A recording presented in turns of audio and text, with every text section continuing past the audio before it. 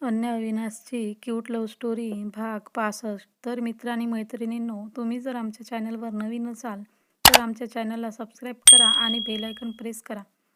मागील भागात, मम्मा तू काय बोलत आहेस? तुला या मुलीबद्दल काही माहिती आहे का? अगं, आपल्या आजींची ही अवस्था या मुलीमुळेच झाली आहे आणि तू म्हणत आहेस की या मुलीला इथे ठेवून घ्यायचं.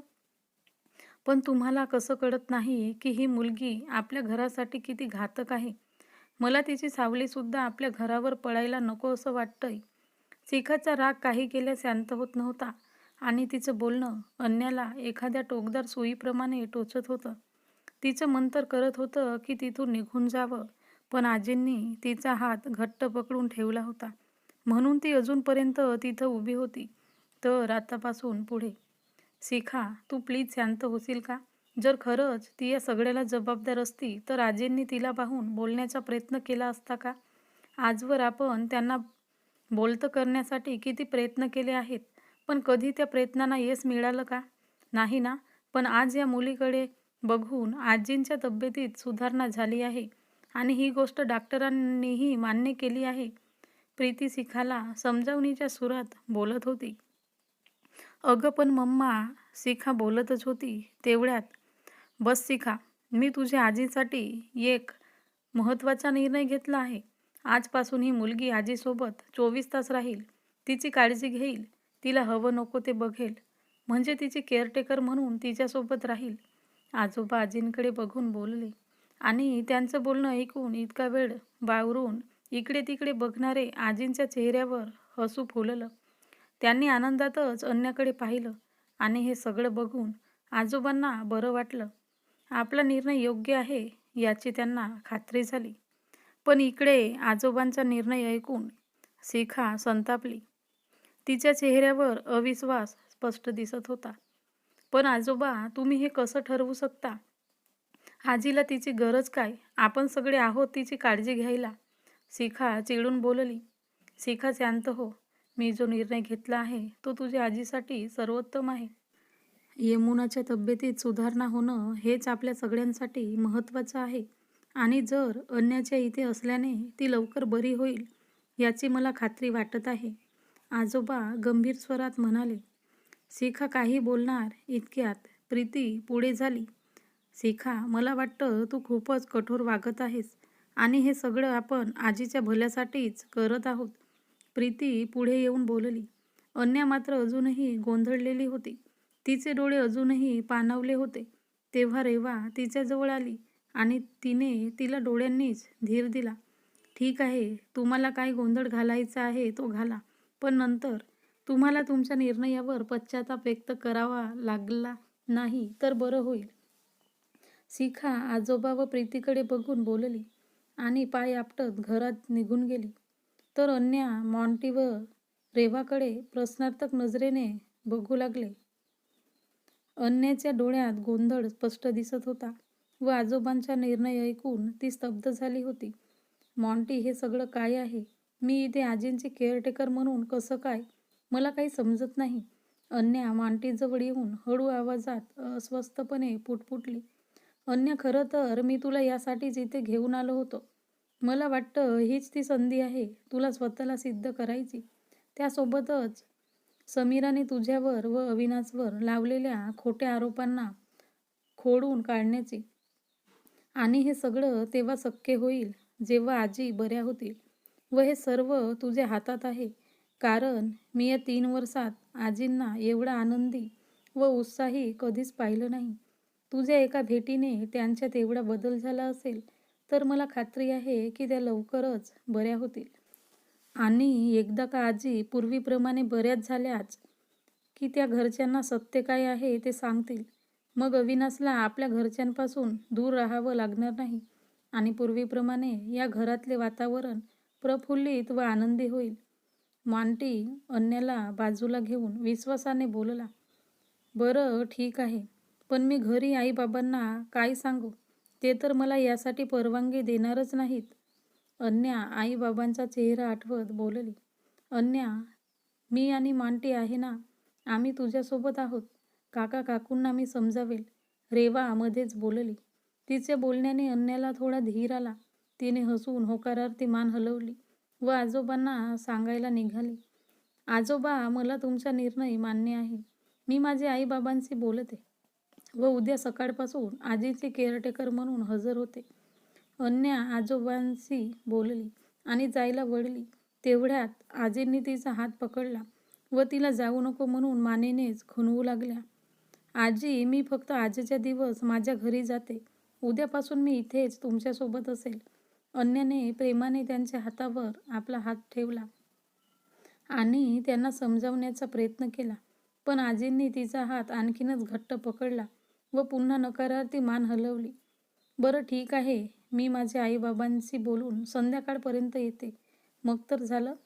आजींच्या चेहऱ्यावरील नाराजी पाहून अन्या हसत बोलली.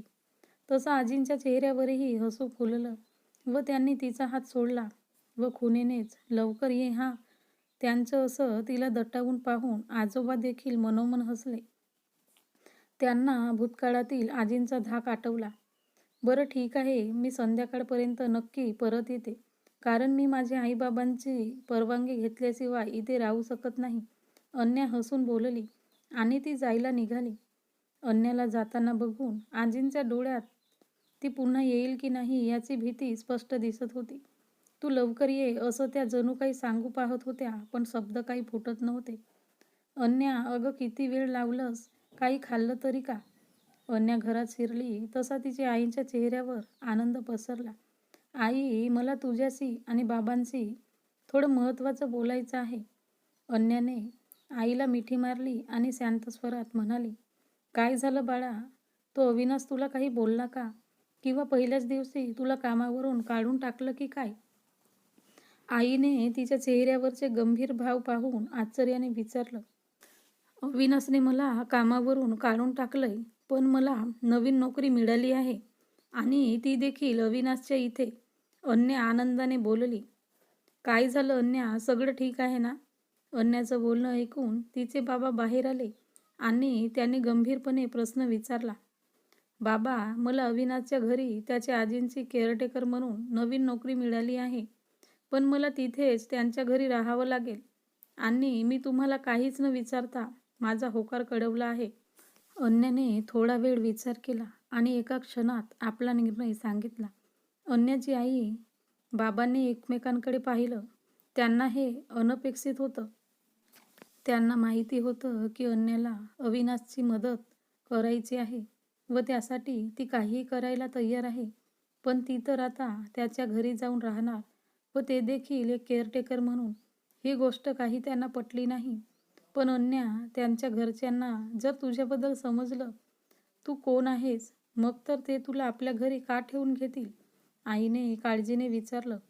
काकू, त्यांना सगळं माहिती आहे, पण आजींसाठी त्यांनी अन्याला तिथे ठेवून घेण्याचा निर्णय घेतला आहे. तुम्ही बघाच, आपल्या अन्याचा स्वभाव बघून त्यांनाही तिची यामध्ये काही चूक नाही याची जाणीव होईल. रेवा मध्येच बोलली. हो आई, अविनाशच्या आजोबांना मी कोण आहे हे माहिती आहे आणि त्यांनी मला आजींसाठी घरी राहायला सांगितलं आहे. तुला माहिती आहे का, मला भेटल्यापासून आजींच्या तब्येतीत सुधारणा झाली आहे. त्या आता आपल्या तंद्रीतून बाहेर येत आहेत. त्यांनी माझ्याशी बोलायचा प्रयत्न केला आहे. त्या जर लवकर बऱ्या झाल्या तर अविनाश व माझ्यावर लावलेले आरोप खोटे आहेत हे सिद्ध होईल. कारण एकमेव आजींनाच माहिती आहे की त्यांच्यासोबत नेमकं काय झालं होतं. जर आजी लवकर बऱ्या झाल्या तर माझ्यासाठी ही एक चांगली संधी आहे. आई बाबा, फक्त काही दिवसच मी तिथे राहणार आहे. तुम्ही मला परवानगी द्याल ना? अन्या आईबाबांकडे आसेने बघत बोलली. बाबांनी गंभीरपणे विचार केला आणि मग हळूच म्हणाले. अन्या, तुला खरंच वाटतं की हे योग्य आहे? हो बाबा, मला योग्य वाटतं आणि मी ठरवलंय, एकदा का आजी बऱ्या झाल्या तर अविनाशचे आयुष्य पूर्वीप्रमाणे मार्गी लागेल. की तिथून पुढे तुम्ही दोघं जे बोलाल ते करायचं, अगदी तुमच्या मनाप्रमाणे वागायचं, ती बोलली. अन्या निर्धाराने बोलली. बरं, असं असेल तर मग ठीक आहे, पण स्वतःची काळजी घे. आईने एक वार तिच्या बाबांकडे पाहिलं व होकारार्थी मान हलवली. त्यांनी अन्याच्या केसांवरून हात फिरवला आणि हसून बोलल्या. अन्याने आनंदाने आईबाबांना मिठी मारली आणि तिच्या रूममध्ये जाऊन रेवाच्या मदतीने सामान भरायला लागली. तर मॉन्टी तिथेच बसून अन्याच्या बाबांशी गप्पा मारत बसलेला होता. तेव्हाच त्याचा मोबाईल वाजू लागला व स्क्रीनवर अविनाशचं नाव पाहून तो गालात हसला. सॉरी अविनाश, पण मी आता तुझा कॉल रिसीव करणार नाही. मला माहिती आहे तू अन्याची चौकशी करण्यासाठी कॉल करत आहेस, पण मी आता इथून पुढे तुला अन्याबद्दल काहीच सांगणार नाही. तो स्वतःशीच हसला व बोलला, हा मॉन्टी फोन का उचलत नाही? Monty please pick up the phone. Avinash ऑफिसमध्ये अस्वस्थपणे एरझाऱ्या घालत एकसारखा मॉन्टीला फोन लावत होता, पण मॉन्टी काही केल्या त्याचा कॉल रिसीव करत नव्हता. अन्याच्या अविनाशच्या घरी राहण्याने त्याची आजी बरी होईल का आणि खरं काय ते समोर येईल का? तर बघत राहा ही कथा मालिका. आणि तुम्ही जर आमच्या चॅनलवर नवीन असाल तर चॅनलला सबस्क्राईब करा आणि लाईक शेअर करा.